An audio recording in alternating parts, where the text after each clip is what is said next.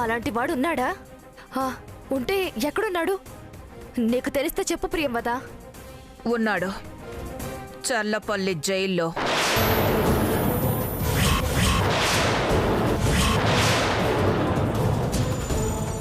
జైల్లోనా? నీకు తెలుసా? ఎందుకు తెలీదు? ఎవడి మాయలో పడి ప్రేమించి పెళ్లి చేసుకుని బిడ్డను కూడా కన్నానో వాడే నా మొగుడు శోభన్ రాజు.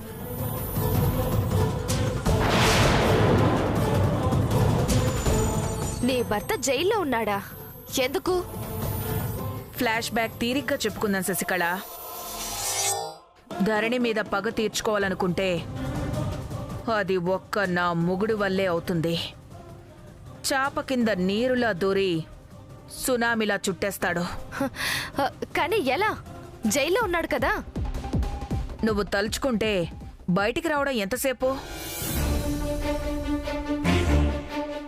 జైల్లోనే సామ్రాజ్యం సృష్టించుకున్నాడు. బయటికి తెచ్చి అన్ని అవకాశాలు ఇస్తే ఎలా ఉంటుందో ఒక్కసారి ఊహించుకో. ఆలోచించొద్దు శశికళ. నా మొగుణ్ణి బయటికి తెస్తే నీ పని అయిపోయినట్టే. సరే, నేనొకసారి అతన్ని కలవాలి. జైల్లో కలవడానికి టైం ఫిక్స్ చేయి. అవసరం లేదు, మనం ఎప్పుడు అనుకుంటే అప్పుడే కలవచ్చు. సరే, ఇప్పుడే వెళ్దాం, పద. పద.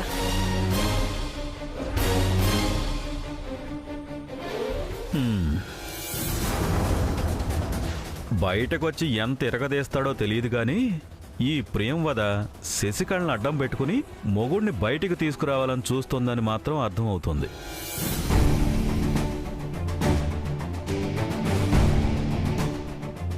అదిగో శోభన్ రాజు అక్కడే ఉన్నారు, వెళ్ళండి.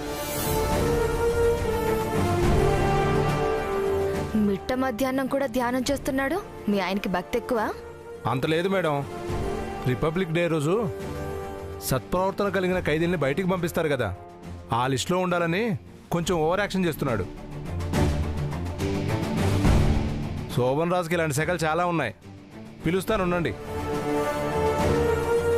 శోభన్ రాజు, శోభన్ రాజు.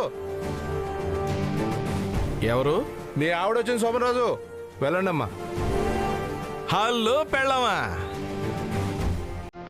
వచ్చేసావా? నాకు తెలుసు నువ్వు వస్తావని.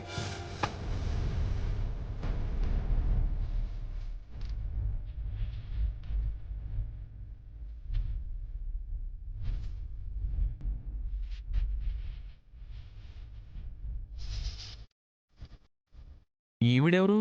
నా పెళ్ళంలాగానే హడావిడి క్యాండిడేట్లా ఉంది.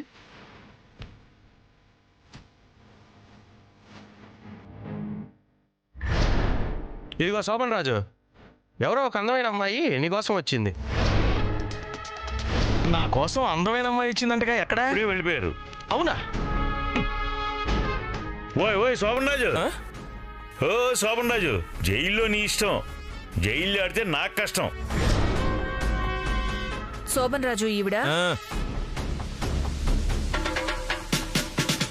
ఏమండి, కొంచెం టోటల్గా బ్యాక్ టర్నింగ్ ఇచ్చుకోండి. ఎందుకు? తిరగండి చెప్తాను. ఏంటి తిరగరా? సరే, నేనే వెనక్కి వెళ్తాను. శోభన్ రాజు, ఏం చేస్తున్నావు? ఏం లేదు పెళ్ళామా, మొన్న నా కోసం ఒక అందమైన అమ్మాయి జైలుకి వచ్చింది. నేను వచ్చేసరికి అమ్మాయి వెళ్ళిపోయింది. వెళ్తంటే నేను వెనక నుంచి చూశాను. ఆ అందమైన అమ్మాయి ఈ అందమైన అమ్మాయి ఒకటా కాదా అని వెనక నుంచి చూసి మరోసారి కన్ఫర్మ్ చేసుకుందామని. శోభన్ రాజు, నేను కాదు, నేనిదే మొదటిసారి రావడం. ఓ కాదా? మరా రోజు వచ్చింది ఎవరబ్బా?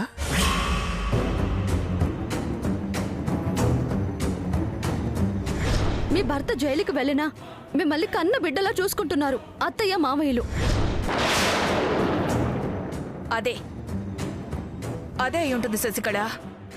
ఇదా ధరణి పనే. పొద్దున్న నీ మొగుడు జైల్లో ఉన్నాడు కదా అని అడిగినప్పుడే దీనికిలా తెలిసిందా అనుకున్నాను. అంటే నా గురించి మొత్తం తెలుసుకుంది. జైలుకు కూడా వచ్చి ఎంక్వైరీ చేసిందంటే అమ్మో, నన్ను వదలదు శశికళ. అది ఎక్కడికన్నా వస్తుంది ప్రియంవద. ఏమన్నా చేస్తుంది. ఏదో ఒకటి చెయ్యాలి.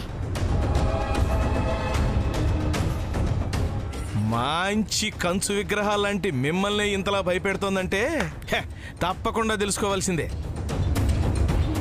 పైగా నా కోసం వచ్చిందంటే తెలుసుకోవాలన్న ఇంట్రెస్ట్ ఇంకా ఇంకా పెరిగిపోతుంది. ఎవరో చెప్పు పెళ్ళామా? మా అన్నయ్య చిన్న కోడలు ధరణి. ఇప్పుడు మేం దాని గురించి చెప్పడానికే వచ్చాం. అసలు అది మమ్మల్ని ఎలా ఆడుకుంటుందో తెలుసా?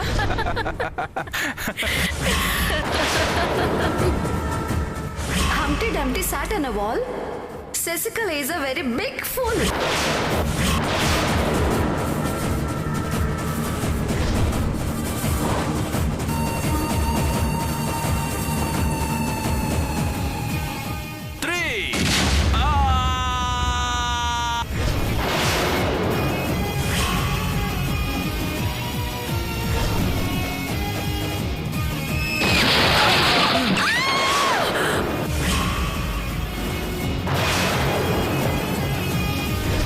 దీపావళి పిన్ని, పండగ చేసుకో పిన్ని.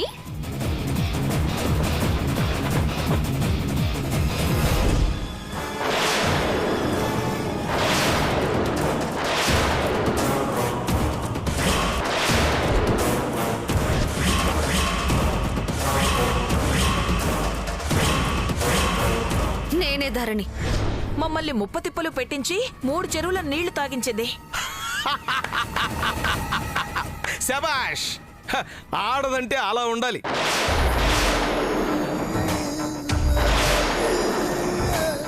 నేను జైల్లోనే ఉండిపోయాను, నిన్ను ఆడుకోలేకపోతున్నానే అని చిన్న లోటు ఎక్కడో ఉండేది. ఇప్పుడు ఆ లోటు పూర్తిగా తీరిపోయింది పెళ్ళమా. నా బదులు ఆ ధరణి నిన్ను చెడుగుడు ఆడుకుంటుందన్నమాట.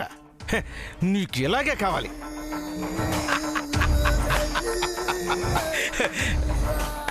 శోభన్ రాజు, ఎలా దాని ఆట కట్టించాలి, ఎలా దాని అడ్డు తొలగించుకోవాలని నీ దగ్గరకు వస్తే నవ్వుతున్నావేంటి? నేనేం చెయ్యాలన్నా, నేనేం సలహా ఇవ్వాలన్నా ముందు నేను బయటికి రావాలి కదా పెళ్ళామా. నేను బయటికి తీసుకెళ్తాను. నిజమా? ఈ రిపబ్లిక్ డేకి సత్ప్రవర్తన కలిగిన ఖైదీల లిస్టులో నీ పేరు చేర్చి బయటకు తీసుకెళ్తా. కానీ ఆ ధరణి మమ్మల్ని ఆడుకున్న దానికి 10 ఆడుకోవాలి. దాని అంతు చూడాలి. అదెంత పని? ఒకే ఒక్క దెబ్బకి దాన్ని మీ కాళ్ళ మీద పడేట్టు చేయొచ్చు.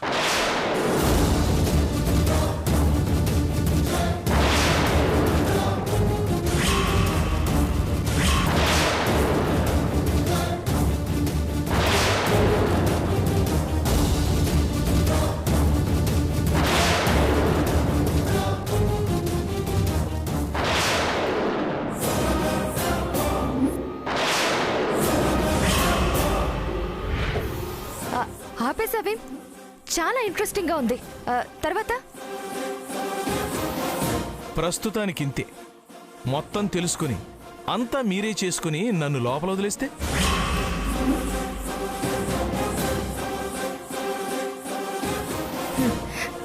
నీలాంటి వాణ్ణి ఎలా వదులుకుంటాను?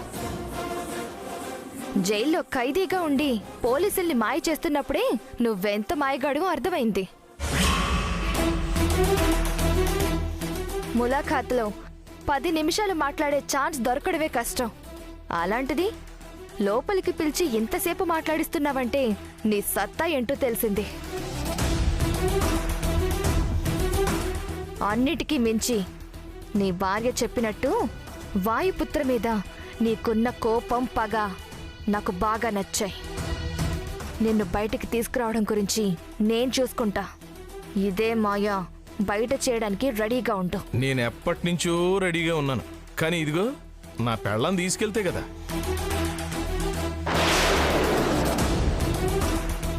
అలాగే నన్ను బయటికి తీసుకెళ్ళండి, మీ ఇష్టం వచ్చినట్టు వాడుకోండి. కానీ తీసుకెళ్లే ముందు ఓ 10 లక్షలు నా అకౌంట్లో వేయించండి. పెళ్ళామా, నా అకౌంట్ నంబర్ ఇవ్వు. ఉంటాను.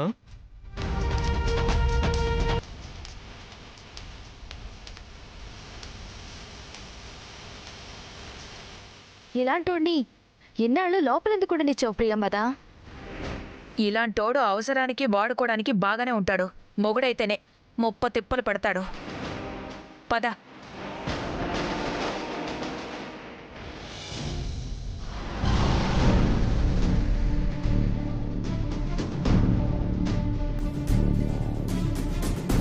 ధరణమ్మా, యాడికి పోయినావు? నువ్వు కనపడక అందరూ కంగారు పడుతుండారు. ఇప్పుడు కంగారు పడాల్సింది మనం కాదక్క, ఆ శశికళ వాళ్ళు. ఇప్పుడే వెళ్ళి కరెక్ట్ డోస్ ఇచ్చొస్తున్నాను. అంటే ఇప్పుడు ఆ శశికళ దగ్గరికి పోయి వస్తున్నావా? ఆడికెందుకు పోయినావు? ఇప్పుడు పెద్దయ్య గారు పోతే ఇష్టానికి మాట్లాడిందంట. ఏం మాట్లాడదక్క. మళ్ళీ మావయ్య జోలికి రావాలన్నా, ఈ ఇంటి వైపు చూడాలన్నా భయపడుతుంది.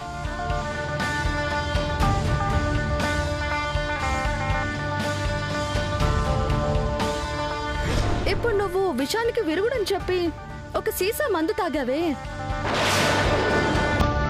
అది విషానికి విరుగుడు కాదు, అదే విషం.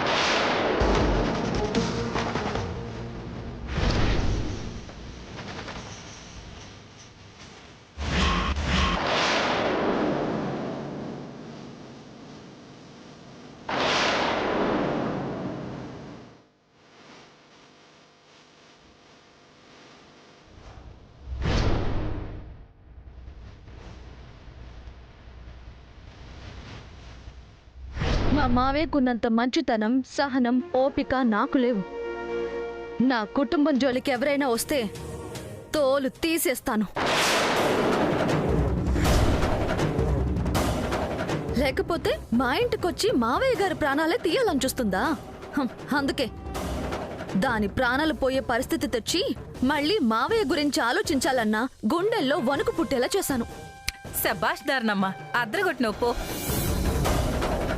అట్లాంటి దానికి అట్లే కావాలా? అంత బానే ఉంది కానీ ఒకే ఒక తప్పు చేసినావు ధరణమ్మా. ఎట్టాగో చావు దాకా తీసుకుపోయినావు కదా, అట్టాగే చావనిచ్చుంటే దరిద్రం కాస్త పోయేది. మళ్ళా నిజం చెప్పి హాస్పిటల్కి ఎందుకు పోనిచ్చినావు? మంచోళ్ళు చేసే తప్పు గిదేనమ్మా. ఈ చెడ్డోళ్ళని క్షమిస్తూ వస్తారు, వాళ్ళేమో గిట్లా రెచ్చిపోతూ ఉంటారు.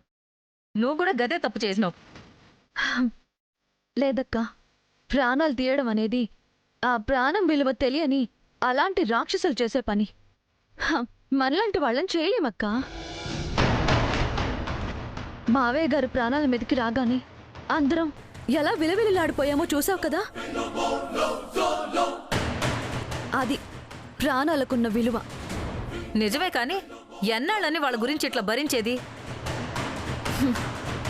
శిశుపాలుడు తప్పు చేసిన వెంటనే శ్రీకృష్ణుడు చంపేయలేదక్కా. సరిదిద్దుకోవడానికి 100 అవకాశాలిచ్చాడు. నేను చేస్తుంది కూడా అదే అక్క. ఇప్పటి వరకు వాళ్ళు ఎన్ని తప్పులు చేసినా భరించాను, సరిదిద్దుకోవడానికి అవకాశం ఇచ్చాను. కానీ ఎప్పుడైతే మావయ్య ప్రాణాల జోలికొచ్చారో చావు రుచి చూపించి ప్రాణం విలువ తెలిసేలా చేశాను. నాకు తెలిసి మళ్ళీ మావయ్య జోలికి రారు. లేదు మళ్ళీ అదే తప్పు చేస్తే మాత్రం ఈసారి ఆ భగవంతుడు కూడా కాపాడలేడక్క. సరే అక్క, అత్తయ్య గారు ఎలా ఉన్నారు? ఎట్టా ఉంటారమ్మా, డాక్టర్ ఇచ్చిన మత్తు మందు కూడా పనిచేస్తున్నట్లేదు. పొద్దున జరిగిందే యాదికొస్తుందో ఏమో, మధ్య మధ్యలో ఉలికిపడి లేస్తానే ఉండారు, ఏడుస్తానే ఉండారు.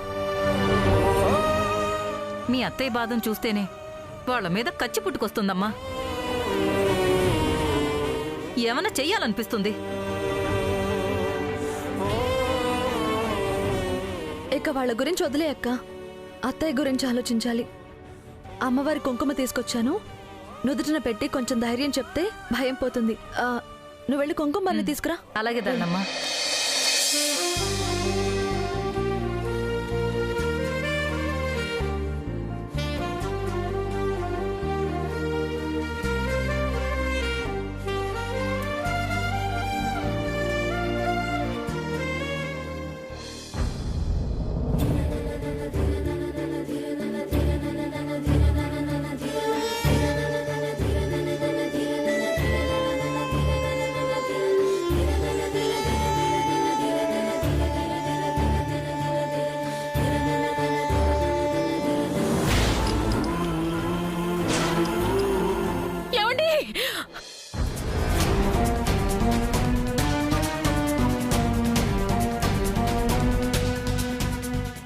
ఆంటీ ఆంటీ ఏమైంది?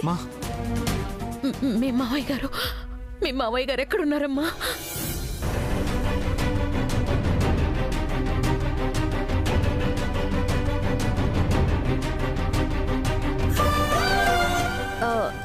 ఏదో మీటింగ్ ఉందని ఆయన మావయ్య గారు కలిసి బయటికి వెళ్ళారా ఆంటీ? బయటికా? మళ్ళీ బయటికి ఎందుకు వెళ్ళారు? ఎక్కడికి వెళ్ళొద్దు, ఇంట్లోనే ఉండమని చెప్పాను కదా. అమ్మా, అన్నయ్య కూడా వెళ్ళాడు కదా, ఇంకెందుకు భయపడుతున్నావు?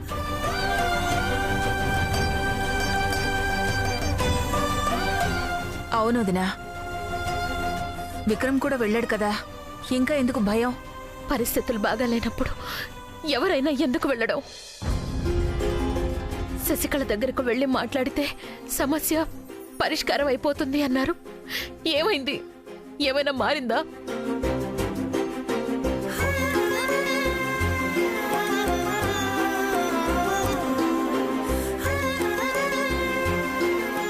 మళ్ళీ ఎప్పుడు అవకాశం దొరుకుతుందా అని చూస్తూనే ఉంటుంది. ప్రమాదం ఉందని తెలిసి కూడా ఎందుకు జాగ్రత్తగా ఉండడం లేదు? ఎందుకు నా మాట వినిపించుకోవడం లేదు? ఆంటీ, అదేదో అనుకోకుండా జరిగింది. ఇప్పుడు మన జాగ్రత్తలో మనం ఉన్నాం కదా. సెక్యూరిటీ పెంచాం. ఇక ఆ శశికళ మావయ్య గారి నీడని కూడా తాకలేదు.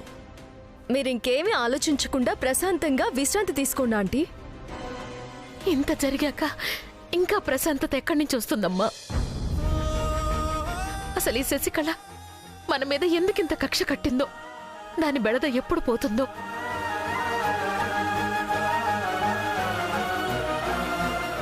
అత్తయ్య,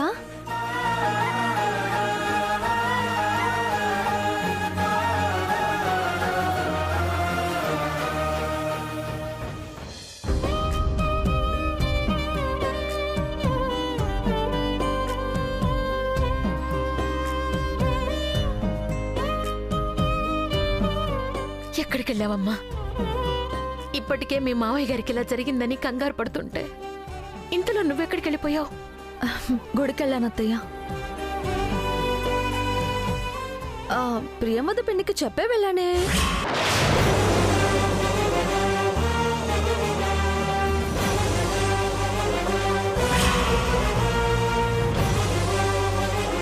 తిన్నగా శశికళ దగ్గరికి వెళ్ళి దాని ఇష్టానికి ఆడుకుని గుడికి వెళ్ళానని చెప్తాం చూడు, పైగా నాకు చెప్పి వెళ్ళానంటోంది. పిన్ని చెప్పలేదా?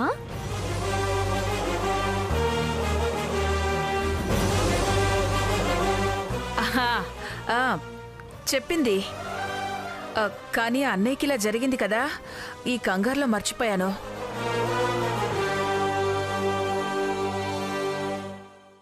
అత్తయ్య, గుళ్ళో మావయ్య గారి పేరు మీద అభిషేకం చేయించాను. మీ పసుపు కుంకాలు చల్లగా ఉండాలని కుంకుమార్చన చేయించాను.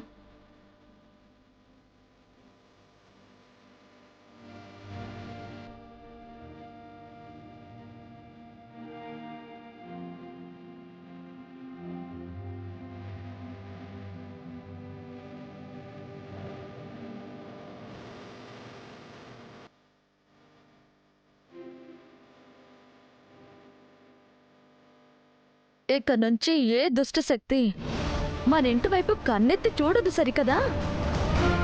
ఆ నీడ కూడా మన వాళ్ళ మీద పడదు.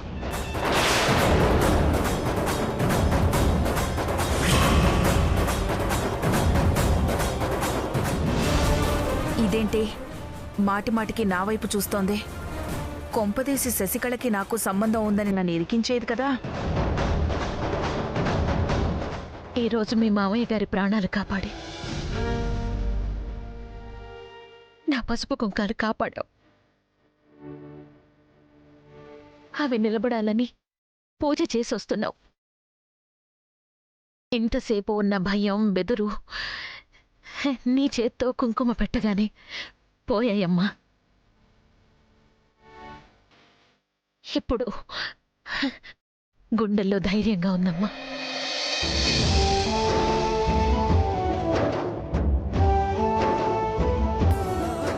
నీకేం భయం ఉండదులేమ్మా. గుళ్ళో పూజ చేయటమే కాదు, అమ్మోరిలో పోయి బెదిరించొచ్చింది కదా, ఆ శశికళ మళ్ళీ ఈ జన్మకు అయ్యగారి జోలికి రాదు. జరిగిన దానికి నాకే ఇంకా గుండె దడ తగ్గలేదు. ఈ కుట్టు మిషన్ ఏంటి ఇంత ప్రశాంతంగా ఉంది? నిజంగా గుడికెళ్ళిందా లేక ఇంకెక్కడికైనా వెళ్ళి ఏమైనా చేసొచ్చిందా? అసలే ఈ మధ్య దీనికి తెగింపు ధైర్యం బాగా ఎక్కువైపోతున్నాయి.